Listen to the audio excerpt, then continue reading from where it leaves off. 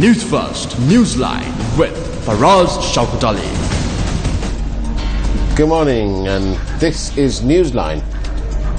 On Newsline this morning is a very special guest, especially on the day when Britain is contemplating remaining or leaving the European Economic Community. Sri Lanka is grappling with a growing problem of substance misuse, addiction. So we'd like to dedicate this program to those who are fighting addiction and to those who are trying to eradicate the problem. On that score, we have Mr. Nisal Pereira, who is an addiction specialist. And from the Colombo Plain. Good morning to you, Mr. Good morning, Pereira. Nice to see you on the program. I have the Ceylon Today newspaper today here. It says to me, narcotic problem worsening by the day. And it then says, the question is what happens to the expensive controlled substances worth billions that are from time to time being caught by customs and so on. But more on that later. What is addiction? This is what really necessary for us. So far, up to now, many in Sri Lanka regard addiction as a behavioral problem. A kind of a mischievousness, right? So but what is what is addiction? Yeah, in the international definition, addiction we say addiction is a chronic relapsing brain disease. That is the latest version of addiction given by the United Nations Drug Program and APA, American Psychiatric Association. Mm-hmm. They have a manual called, especially the APA, they have a manual called DSM. We call it Diagnostic Statistics Manual. This is the latest version of DSM. So addiction is how do you define addiction then? Addiction, there could be now say generally there are two categories. People who are using in recreational, as a recreational thing, But is that okay? So you use it recreationally? No. At a party or at an event. When does it become addiction? Is it because can you use it once and stop? Are you likely to stop? Yeah, it's it depends on the person's. It depends on the individual. Yeah. There are people it's a kind of we would say a genetical problem.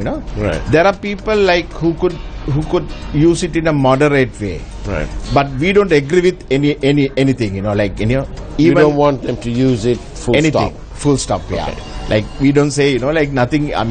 You don't need anything to make you happy, or there are so many other things than drugs to keep you happy and keep you energy. So why is it that people are addicted? What triggers off addiction? Yeah, mainly for us, what I see it is the common stress in them. They're unhappy about something. Yeah, they are unhappy about something. It could start from the childhood, right? And this stress will be with the person. The stress. He or she will carry the stress. And at a certain point, when the person cannot deal with it, the less options the person will have. So this is one of the options that they will use, because it's available. This as in this drug abuse. Yeah, say starting from nicotine, it's available. Which is not a good thing. Which is not a good thing because there are many ways to come out of stress. You don't need drugs. So you say that addiction is a disease, is a medical problem. Absolutely. So if I have a headache, I can take 2 Panadols or paracetamols. Is it as simple as that? No, for us. Now, this is we call it addiction is a chronic. Yeah. Chronic is a word which you cannot. I mean, it cannot be cured. Like you'll have to live for a long time. Right. And then also we call it relapse. Like you can relapse at any time. Yeah. So it's a long-term problem. It's a long-term problem. As far as that you're on the right path. It's a long-term problem. So, Nisal, can I ask you this? A person who's been abusing the drugs, who's been using illegal drugs for, let's say, 5 years, on and off, as and when money is available, can they be cured? What are the chances of they being cured? Yeah, as addiction counselors, exposed in the international arena, like we have been trained by Colombo Plan, like we have trained with the international curriculum. Yeah. So we say it's possible. Yeah. Even if the person doesn't agree, that he has a problem. Yeah. Still, we have counseling, skill counseling methods. Yeah. We could bring the person into a reality where he or she would feel that he or she has a problem. Yeah. So even that is possible. Right. So and then also it's a long we call it evidence-based practice. The international community has researched for many years, and they have built up this approach called evidence-based practice. Right. Right. Which is very very applicable. Which is very very I would say effective. Right. Right. But then a person, as you said, 5-year person, the person should go through the whole process. What happens mainly? What does that mean? What do you mean by that? Now first, if the person is in severe addiction, severe addiction, if it has become the priority of his life, right? Then we have to first get rid of the drug from the system, eliminate. How do you do that? Yeah, there's a thing called detoxification. Right. Detoxification. Now this is the medical practitioners. They are thorough with this. Different detoxification methods for different drugs. So the detoxification will eliminate rather it will remove the approach. And then after that, there's medication available. Some medications which would reduce your craving, right?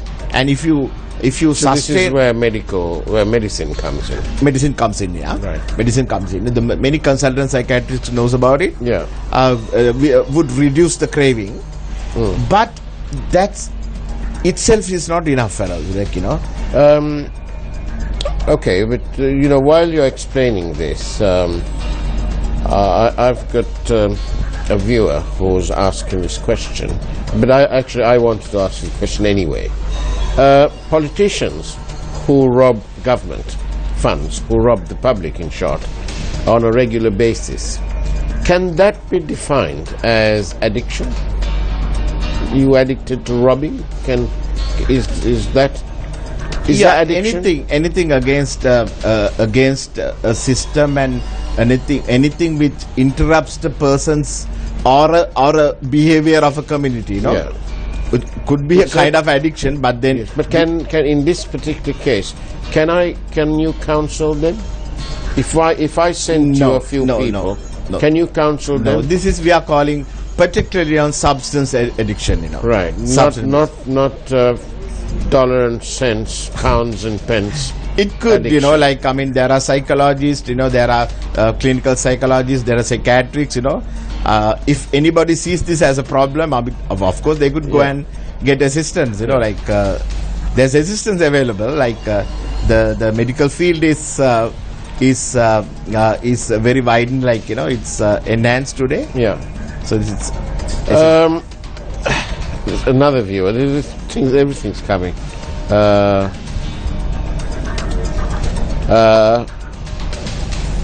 If chronic, the detox is non-alluring. I don't really know what that means. But it's obviously we've got lots of different people asking different questions, but it's all about this. If you're an addict, you've got a problem, because you are non-conformist in the sense that you are going against what everybody else is going one way and you're doing something else. When does the family know to recognize that somebody in that family unit is actually got a serious problem? Is it when your personal possessions go missing? Is it when you come home and your television set's not there and it hasn't been robbed, but it's just missing? Or is it, what is it? How does the family know? No, I mean, we could go a little before that, like now a person in addiction would not have a normal routine of a day, sort of, Right. First the sleeping patterns will be interrupted, So they'll sleep when we are awake. When we are awake, they'll sleep, and when we are asleep, they will be awake. Why is that? Is that because they don't want to get caught? Yeah, because what happened, like in the neurobiology of addiction, like in your brain, like the priorities. Yeah. Like we have a place where we have priorities Right. in our memory. Right. So if a person use substance for a prolonged period, Yeah. the priority of the person would be substance. So the moment he open his eyes, right, the first thing would come to his mind is, how am I going to get this substance today, right? On that note, I think that in that case, if I can become a fly on the wall of everybody, of my colleagues here on the news floor at News First, if I can get into their brains, I'm sure that I will discover amongst every one of them, all of them, their priority is they can't wait to get to work and report on the news so that our viewers can decide. We report, they decide. So I'd love to be a fly on the wall. But equally, obviously, you're saying that addicts, their priority is, first of all, is where am I going to get the money to have my next whatever shot? Exactly. His priority will be that, and then it will interrupt his eating patterns. Right. And it will be shown in the in hygiene, the personal hygiene, personal hygiene, and the social interaction, like the communication. He has, he'll have the person will have less methods of communication, with the family members or with the siblings or with the society. So these are the significant, the basic factors that we could see, And to the family, if we were to give some advice to the family, when somebody discovers that there is one person in the family who is having a problem and who's addicted, or let's just use the word addicted, how is it best to confront? Is it one by one, or is it you get the whole family together and say, listen, you got a problem? Which is better? Is there a better way? Yeah, there now, even the family, in the way the international curriculum that we learned, families described in a different manner. Yeah. There are different roles a person would play in the family. So in some families it will be sort of like the person, we don't use the word addict. We call it SUD, substance use disorder. Right. SUD will always will have faith, could be upon one person or could be upon the whole family. Right. So he or she would declare. But what is the message to the people who are afflicted with this and who are suffering, and for the family? What's the message? Can this be treated successfully? Absolutely. Now this is for us always, I would say, especially when it comes to the upper middle class, or rather middle class, they would treat it as a shame, right? When this is exposed, that they would think more than the SUD, they would think about the family, the name of the family, you know, because we Yes, are but coming. why can't we get them to think differently? We had a instance where a child, basically 19 years old or whatever it was, who was later in court, it transpired that he was drug crazed and killed his friend, and the intensity and the ferocity of that attack was blamed or pinned on this substance misuse. One side you say that they are ashamed, and it's a social stigma, but now the fellow's in jail with a life sentence, which is greater then. That's right. Like, this is why, you know, identifying the problem, like many parents, when they identify, you know, they will try to handle by themselves, you know, like this is a behavioral problem, you know, this is a kind of a mischievousness, you know, this person is a kind of a stubbornness, you know, like this person is stubborn, so which is not. Right. Like, this is a clinical problem, right? So they should immediately seek assistance of a clinical professional, you know. On that note, we'll take a short break and come back to discuss addiction and how best it can be treated. Don't go away. Stay tuned to Newsline. We'll be right back. Shaukat Ali. Good morning again. This is Newsline, and we have as our guest this morning a drug addiction counsellor, Mr. Nithal Pereira. So I got a bit caught up there. What's the message, Nithal? Somebody who's addicted to substance abuse, what's the message? Are they alone? Are they in this world of their own, in a different world? And is that the end of the road for them? Or can substance abuse be treated successfully? Yeah, substance abuse could be treated successfully, right? This is where, Feroz, we need professionals, you know. Yeah. This is now the Colombo Plan, which is the education provider for the whole region, you know, like for Asia and Africa. They have more capacity to train more people. So the government should seek assistance, you know. Government should send more people and get trained. So doctors and others who are from east to west, from north to south, Yes. from the hills of our country to the dry zone, the wet zone, everywhere. How can those doctors, those other professionals, how can they hook up with the Colombo Plan? What's the message from the Colombo Plan?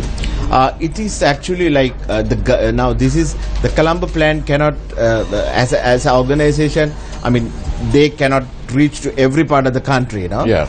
Now, so the government is knows about the Colombo Plan. So government can build up a program, you know, group by group, or province by province. Would discuss with the Colombo Plan director, Mr. Tebian, who's a very energetic person in the field of addiction. You know, he's in Sri Lanka for many years, and we have a very dedicated team in Colombo Plan. So the government could always seek, assistance, or rather, professional assistance from Colombo Plan. The National Drug Control Board, they do some jolly good work, don't they? They have centres in Kandy, in Gampar, in Unawatara, in Gaul, and I think in one other location as well, I think in Colombo.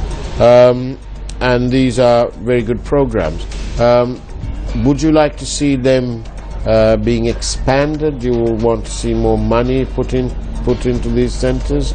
How do you see the government role? Are they doing enough? Absolutely. The Dangerous Drugs Council, they have doing for last many years. they are doing a significant job, in Sri Lanka, But unfortunately, Feroz, what I feel like, they need more resources, right? They need more attention, The Director General, the Chairman, they are doing their best. Yeah.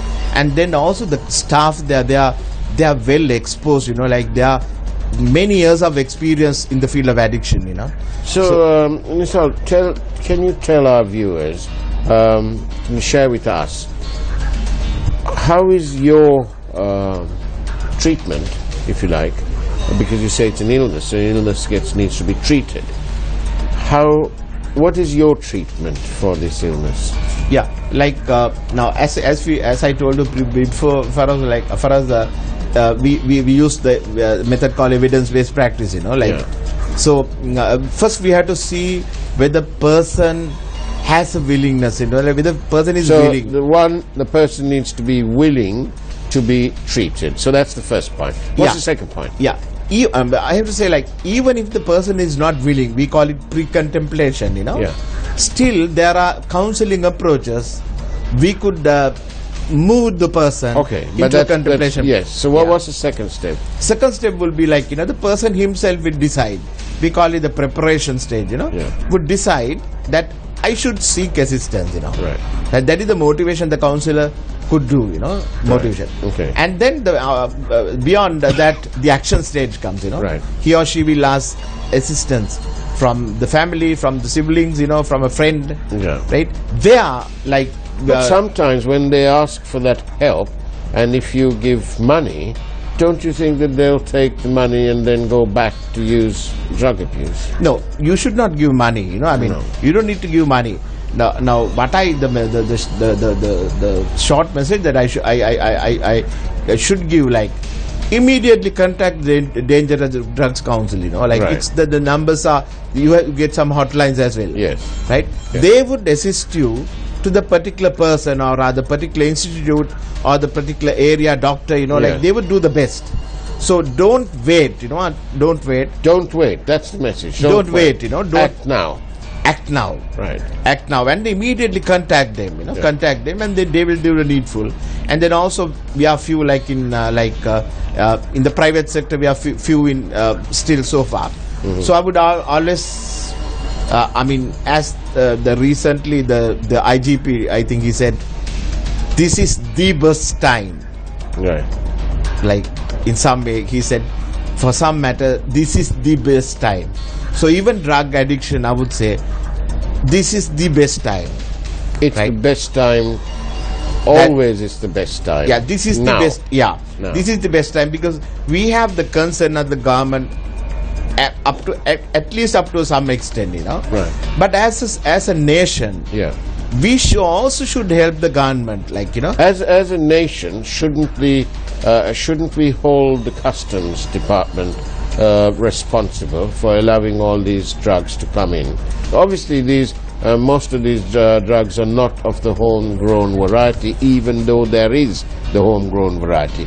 The bulk of it is imported. What happens to all these drugs that they so-called, they seize?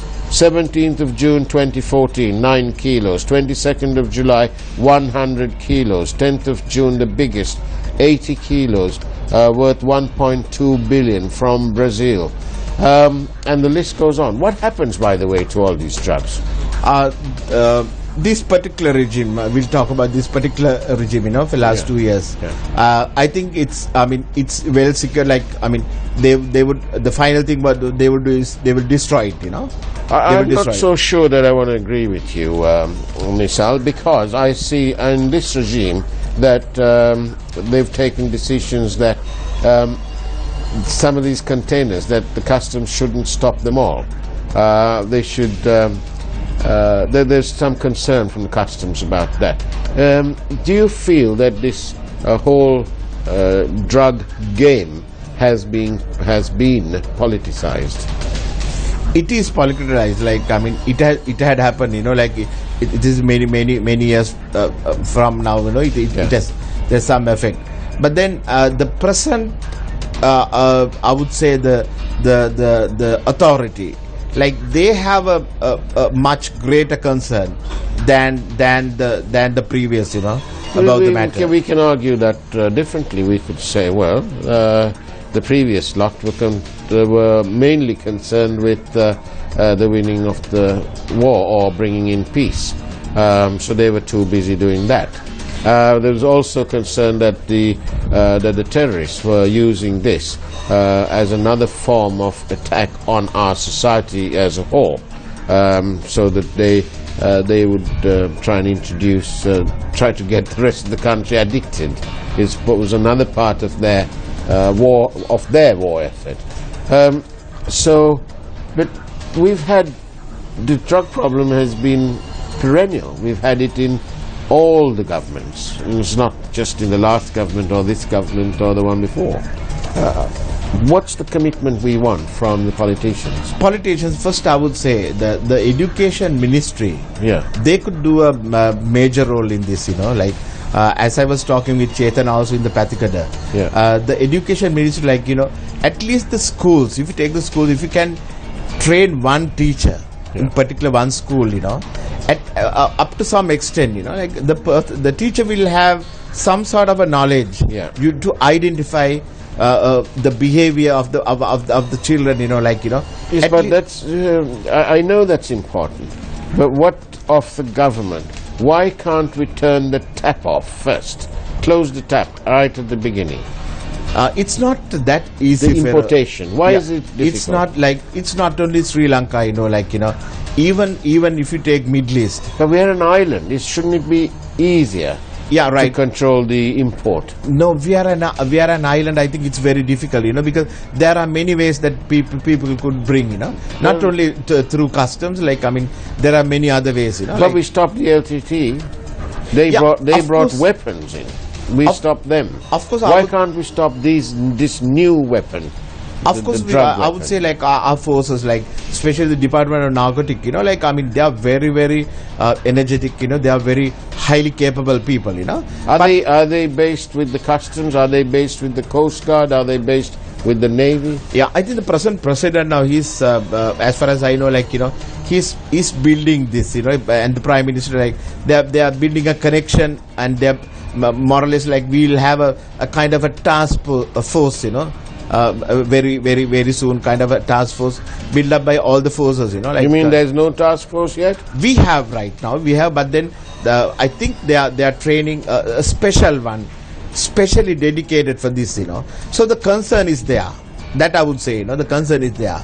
I think I'm beginning to like this government in that case, because we've got specialists for everything. We've got specialists to look at financial crimes with the FCID. We've got a presidential inquiry to look at serious crimes. And now you're saying that we've got a task force. That's very good. Yeah, but then this liking is even the government, many governments, what they did, they start something, but they would not finish it properly, So they have started it. But maintaining this, and then the sustainability. Yes. Is the most important. Last and final question. The last government almost made Sri Lanka as the hub for distribution of this blessed, awful substance. Do you think that we are less of a hub now that the regime change has been made? The percentages, I don't like to go to the percentages, but I would always say for us, the concern is more now. Right. The concern is the attention. Attention is more, but that itself not enough. You need action as well. Plenty to do. You need action as well. Thank you. Lots of action to do. Nisal Pereira, thank you very much for sharing your thoughts thank with you, Newsline. Thank you. And thank you for having watched Newsline. We look forward to seeing you same time, same place, every Monday right through to Friday, only on TV1. Take care. Have a great weekend. God bless.